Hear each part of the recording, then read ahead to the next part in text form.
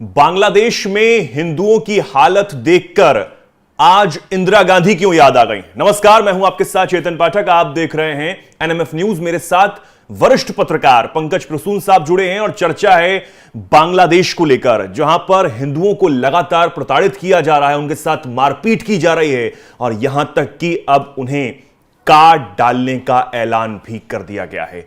कट्टरपंथी लगातार हावी हो रहे हैं और यही नहीं, इस्कॉन जैसी बड़ी संस्था को बैन करने की बात वहां की सरकार कर रही है। यह बता रही है कि वो कट्टरपंथी संस्था है। पंकज जी, क्या हो रहा है बांग्लादेश में? और जो मैंने शुरू में कहा कि इंदिरा गांधी की याद आ रही है, वो कैसे? देखिए, क्यों इंदिरा गांधी की याद आ रही है, उस वक्त का सिचुएशन क्या था। भारत आज के मुकाबले आर्थिक रूप से और सामरिक रूप से कमजोर था। आज के मुकाबले मैं बोल रहा हूं, अमेरिका भारत के खिलाफ, पूरा यूरोप भारत के खिलाफ, और भारत का साथ देने वाला कौन था? एकमात्र देश था जो रशिया। चाइना से हम तुरंत 1962 का युद्ध लड़के आए थे। इसके बावजूद इंदिरा गांधी ने बांग्लादेश मुद्दे पर क्या स्टैंड लिया था। और आज तो सुना है कि हम विश्व गुरु हैं, दुनिया की 5वीं सबसे बड़ी आर्थिक शक्ति हैं, अमेरिका और रशिया दोनों हमारे पांव पखारते हैं। सुना तो ऐसा ही है ना। यूक्रेन रशिया युद्ध तक रुकवा देते हैं। कहीं भी फंसे हुए भारतीय उन्हें सकुशल निकाल कर ले आते हैं। लेकिन ये बांग्लादेश वाले मसले पर हम इतने मजबूर क्यों हैं? इसलिए लोगों को इंदिरा गांधी याद आ रहे हैं। एक रियल आयरन लेडी और एक हवा बनाकर ब्रांडिंग से बनाया हुआ जो माहौल है ना, यही फर्क है। आज यूनुस के समर्थन में कौन खड़ा होगा बताइए। क्या खुलकर चाइना आ सकता है? क्या अमेरिका आ सकता है? एक ऐसा देश का एक अंतरिम प्रधानमंत्री जो बंदूक के जोर पे आया है सत्ता में, आज वो अकेला है। और हम सबसे बड़ी सामरिक शक्ति हैं, हम आर्थिक महाशक्ति हैं, दुनिया में हमारे दोस्त हैं, हमारे पास ताकत है। इसके बावजूद हम कुछ क्यों नहीं कर पा रहे हैं? कभी सोचा है? मैं बार बार ये बोलता हूं, दृढ़ इच्छा शक्ति। अब बहुत सारे लोग मुझे ये बताएंगे कि अरे नहीं, इंटरनल मैटर में हमें दखल नहीं देना चाहिए, ये नाराज हो जाएंगे, वो खुश हो जाएंगे। ये फियर साइकोसिस है, जिससे हमें पाकिस्तान के बारे में भी तो यही बताया जाता था ना कि पाकिस्तान के खिलाफ कोई कड़ा एक्शन लोगे तो परमाणु बम मार देगा। यही फियर साइकोसिस के अंदर रखा जाता था ना भारतीयों को। कुछ नहीं होगा, खुलकर खेलेंगे तो कल को जाके दुनिया में जितने भी, जहां कहीं भी हिंदू, यानी कि अब भारत को वहां के हिंदुओं के लिए दरवाजे खोल देने चाहिए। आपको सख्त एक्शन लेना चाहिए। देखिए, सबसे पहला एक्शन सीधे हमला एक्शन नहीं है, उससे पहले बहुत सारे विकल्प होते हैं। सबसे पहले आप ये बोलिए कि हम अपने पड़ोस में हिंदुओं के इस तरह कत्लेआम देख नहीं सकते। बांग्लादेश सरकार की जिम्मेदारी है कि 24 घंटे में 48 घंटे एक्शन लेने के लिए बाध्य होंगे। है ना,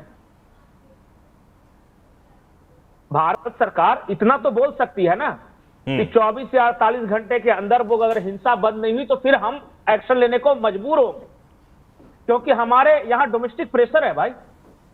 पड़ोस में हम इस तरह कत्लोगारत नहीं मचने देना चाहते।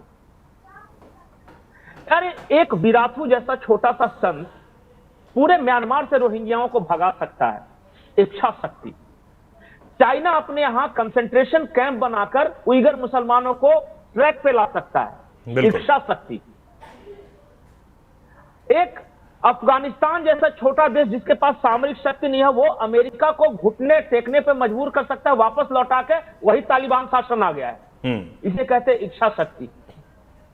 आप अपनी मिसाइलें, न्यूक्लियर बम, इतना आर्थिक महाशक्ति, आपका बगल में कोई आके तख्ता पलट करके चला जाता है, एक क्षण के लिए मान भी ले कि अमेरिका ने करवाया है। आप काहे की महाशक्ति है भाई जो आपके पड़ोस में कोई भी आके तख्ता पलट करवा देता है? अगर इसमें सीए का दायरा भी बढ़ा दिया जाए, क्यों नहीं? हाँ, मैं बार बार एक बात बोलता हूं, इंदिरा गांधी लाख परिस्थिति थी जो भी थी। आज की कांग्रेस भले ही इंदिरा की कांग्रेस ना हो, लेकिन उस वक्त उनका जो राष्ट्रवादी कैलेबर था, जो फ्लेवर था उनका, इसी वजह से लोग पसंद करते थे। और मैं एक चीज बार बोलता हूं कि इन्होंने 3-4 बड़े मुद्दे लेके चले हैं जो मौजूदा सरकार है। एनआरसी हुआ, 12-13 साल हो गए ना सरकार को। कितना समय चाहिए एनआरसी लागू करने के लिए? तो विरोध हो जाएगा, देश में गृह युद्ध हो जाएगा। अरे कुछ नहीं होगा भाई, लगाने वाले इमरजेंसी लगा के चले जाते हैं। और यही बात है 370 के लिए भी होती थी, कुछ नहीं हुआ। हाँ, कुछ नहीं होता है। राम मंदिर के लिए होती थी, कुछ नहीं होता है। एक वक्फ बोर्ड जैसा मामूली विषय है, इन्होंने जेपीसी में डाल दिया और कल पता है क्या हुआ? एक्सटेंड कर दिया। क्यों? तो विपक्षी जो दल थे वो विरोध कर रहे थे। पहले से आपको नहीं पता था क्या कि विपक्षी दल विरोध करेंगे? वो तो डे 1 से क्लियर है। इसका मतलब आपकी मंशा टालने की है। आप माइक पे चुनाव में भाषण देते हो, आप हिंदुत्व की मार्केटिंग करते हो, आप राष्ट्रवाद की मार्केटिंग करते हो। ठोस जब करने की बारी आती है तो आप बनिया हो, आप फायदे और नुकसान देखते हो। मैं बार बार एक बात बोलता था कि जो व्यापारी होता है वो जंग नहीं लड़ता कभी, वो रण क्षेत्र में कभी वीर बांकुरा नहीं हो सकता। वो अपना फायदा नुकसान देखता है। और पता नहीं क्यों बहुत सारे इस देश के लोग कह रहे हैं कि आज जो खामोशी की चादर ओढ़े हुए, चाहे केंद्र सरकार हो, इतने सारे हिंदुत्ववादी संगठन, सनातन संस्था, इसे बना के साधु संत महंत क्या कर रहे हैं? क्यों नहीं आवाज आ रही है? और इस्कॉन जैसी इतनी बड़ी संस्था जो इतने सारे देशों में चलती है, उस पर बैन लगाने की तैयारी बांग्लादेश सरकार कर रही है और यह कह रही है कि वो कट्टरपंथी संगठन है। अब इससे बड़ी बात क्या हो सकती है? बांग्लादेश सरकार बैन लगाने कर रही है। हाँ। तो ये तो टुच्चा सा देश कह रहा है कि बैन लगा देंगे। मैं एक चीज और बोलता हूं अपने देश के, सिर्फ मेरा सवाल सिर्फ ऐसा नहीं कि सिर्फ सत्ता पक्ष से है। ये ऑल आइज ऑन फिलिस्तीन, हाय गाजा करने वाले वो बांग्लादेश हिंदुओं पर क्यों नहीं बोल रहे? बिल्कुल। कल कांग्रेस ने हालांकि बयान जारी किया है, प्रियंका गांधी ने बोला है, लेकिन मैं उस लेफ्ट लिबरल इकोसिस्टम के बारे में बोल रहा हूं। वो बांग्लादेशी हिंदुओं पर अत्याचार पर एक भी शब्द क्यों नहीं बोल रहे? कहां गए वो तथाकथित सेकुलर? बंगाल से भी कोई आवाज नहीं आ रही, बंगाल से भी कोई आवाज नहीं आ रही। वो बॉलीवुडिया गैंग सिलेक्टिव है ये सब। अपना मैं बोला कि ये अपना फायदा नुकसान देख के ये काम कर रहे हैं। और आज की तारीख में अरे हमसे बढ़िया तो वो डोनाल्ड ट्रंप है, जिसका बेचारे का कुछ लेना देना नहीं बांग्लादेश से। हिंदू मर रहे हैं, लेकिन वो स्टेटमेंट जारी करता है कि हिंदुओं का कत्लेआम रोको। लेकिन हम सबसे बड़ी हिंदू आबादी वाले देश और हिंदू हृदय सम्राट प्रधानमंत्री वो नहीं कुछ कर पाते। इतना मजबूर कोई नहीं होता है। रणनीतिक चुप्पी से बोलते हैं, खामोशी, कि जब तक चल रहा है चलने दो, मार्केटिंग करेंगे उसका, आने दीजिए चुनाव, फिर देखिएगा मंच से दहाड़ेंगे बांग्लादेशी हिंदुओं कुछ हो गया तो हम ईंट से ईंट बजा देंगे। लेकिन उसका फायदा क्या है? जो इंसान वहां पर प्रताड़ित हो रहा है, हिंदुत्व को खतरे में डाला जा रहा है, हिंदुओं को मारा पीटा जा रहा है, सरेआम वहां से तस्वीरें सामने आ रही हैं, उसके बाद भी अगर कुछ नहीं हो रहा है, यहां की सरकार, यहां का प्रशासन जो सिर्फ अब, क्योंकि विदेश मंत्रालय भी बयानबाजी ही कर रहा है, बयान ही जारी हो रहे हैं, वहां से भी चिट्ठी आ रही है, यहां से भी चिट्ठी जा रही है, हो क्या रहा है? नहीं, एक बात, विदेश मंत्रालय का काम टफ डिसीजन लेना नहीं है। टफ डिसीजन सरकार को लेना है। विदेश मंत्रालय वही बोलेगा जो सरकार कहेगी बोलने के लिए। आज अगर भारत सरकार मोहम्मद यूनुस को एक लाइन में सिर्फ ये बोल दे कि बहुत हो गया, उसे रोकिए और आपको कितना वक्त चाहिए बताइए, अगर नहीं रोक सके तो फिर हम रोक के बताएंगे कि हिंसा कैसे रोकती है। और फिर देखिए टांगे कांपने लगेगी उनकी। अरे वो तो जान रहा है कि लंजू पंजू सा है, कोई भी आके कुछ भी कर दो, इन लोग कुछ नहीं बोलता, इसलिए वो इतना दहाड़ रहे हैं। एक बार भारत सरकार कस के डांट देना तो वहां शांति स्थापित हो जाएगी। अरे बांग्लादेश की औकात क्या है यार, भारत के सामने किसी मामले में नहीं है। लेकिन फिर भी देखिए, और मुझे वहां जो हो रहा है, इस्लामिक कट्टरपंथी कर रहे हैं, उससे ऐतराज नहीं है। मेन मुझे ऐतराज है यहां की सरकार की खामोशी, यहां जो हर गली गूचे में जो हिंदुओं की रक्षा के लिए जो संस्था चला रहे हैं, उनकी खामोशी। क्यों नहीं सड़कों पे आज लोग हैं? आज फिलिस्तीन के नाम पे अगर वो हजारों की संख्या में सड़कों पर उतर सकते हैं तो फिर हिंदू क्यों नहीं है? किसने रोक रखा है? तो ट्विटर खेल रहे हैं, साइनिंग कैंपेन चला रहे हैं, ऐसे नहीं होता। मैं कल भी यह सवाल किया था, आज भी सवाल कर रहा हूं कि क्या किसी देश में यहूदी मर रहा होता तो इजराइल ऐसे ही खामोश रहता? बिल्कुल,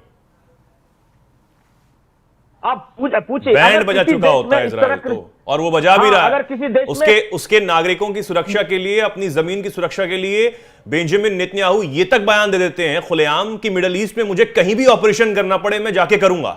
बिल्कुल, हमारी जो सेना है वो जाके करेगी, लेकिन हमारे नागरिकों को और हमारी जमीन को कोई भी खतरा नहीं होना चाहिए।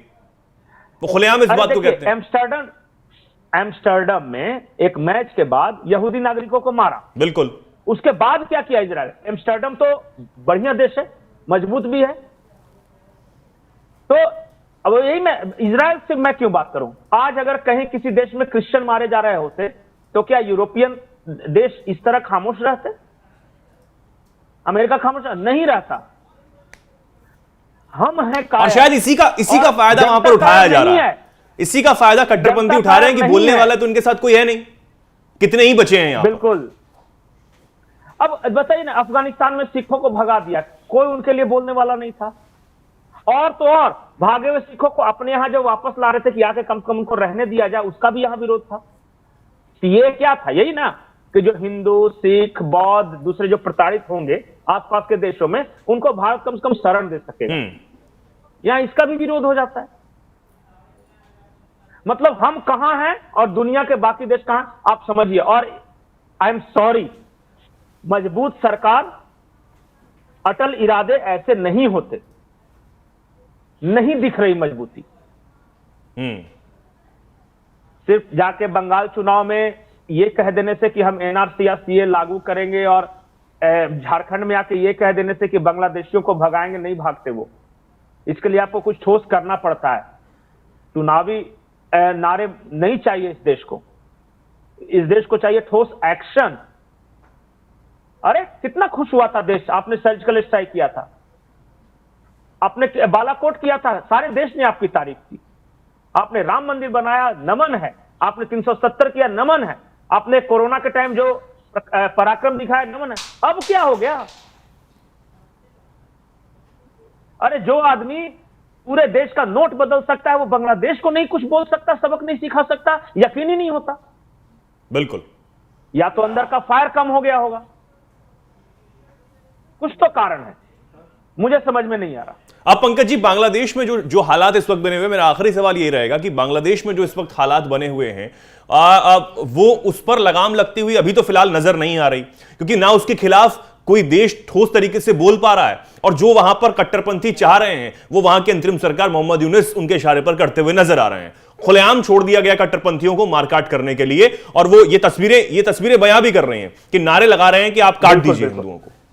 इस्कॉन में जो पुजारी हैं जिनको पकड़ा गया उनको काट दीजिए, मार दीजिए, यही हो रहा है। अब इस पे लगाम लगाने के लिए क्या कुछ होगा? अंतरिम सरकार मानेगी, बुद्धि खुलेगी? चेतन, ये जो भीड़ है हिंदू मोहल्लों में जा रही है उन्हें सबक सिखाने के लिए, उसी वक्त ये तस्वीरें हैं। अच्छा, मान लिया कि भारत सरकार को बहुत टफ लग रहा है बांग्लादेश को कुछ इस तरह कड़े संदेश देने में। इतना कह दे भारत सरकार कि बांग्लादेश में लोकतंत्र की स्थापना के लिए भारत कुछ भी करेगा, इसका भी अपना मैसेज हो जाएगा लोकतंत्र की स्थापना के लिए, क्योंकि लोकतांत्रिक रूप से चुनी गई सरकार तो वहां एक ही है।